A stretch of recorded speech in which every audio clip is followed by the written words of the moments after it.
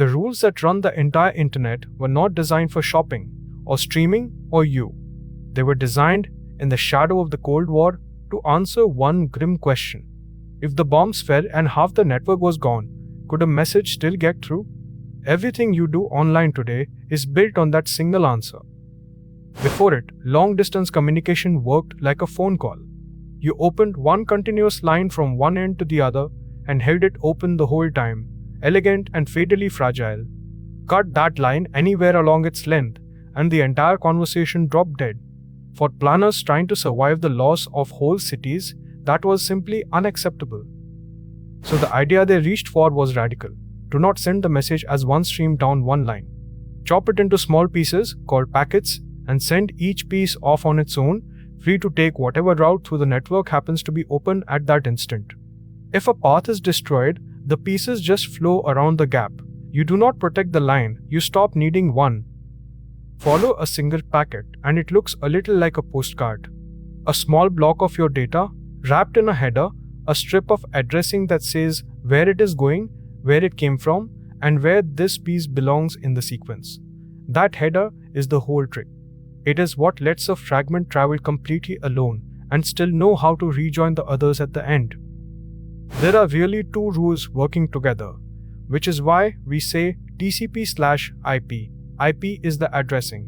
It gets each packet routed across the network toward the right place, the way the postal system reads a zip code. TCP is the accountant waiting at the far end. It gathers the packets, puts them back in order, and notices at once if any went missing along the way. And that noticing is the quiet genius of it. The network itself is allowed to be unreliable, to drop packets, to deliver them out of order, to send them by strange routes. TCP simply checks the sequence numbers, and for anything that did not arrive, it says, politely, send that one again. Near perfect delivery, built on top of a system that promises nothing at all. Right now, this is happening at a scale that will not fit in the head. Every image, every message, every video you have ever loaded arrived as thousands of these little numbered pieces, scattered across the network and reassembled so fast that you saw a seamless whole. Trillions of them are in flight every second. Not one of them holds a line open.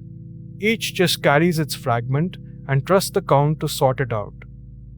The design worked so well at its grim first job that it quietly became the way the entire world talks. Its deepest instinct, assume pieces of you will be lost, and root around the damage, is the very reason the internet is so hard to kill. You can knock out enormous chunks of it, and the packets still feel their way through, exactly as intended. But here is the catch we are still paying for. Survivability was the goal. Security was not. The early design mostly assumed the machines on the network were friendly, and so a packet's header is, by default, honest and wide open, easy to read and easy to forge. Almost every security scramble since has been us bolting locks, decades later, onto a system that was built to be trusting.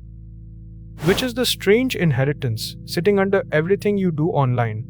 The most commercial, most intimate, most personal network in history is running on the bones of a military survival plan.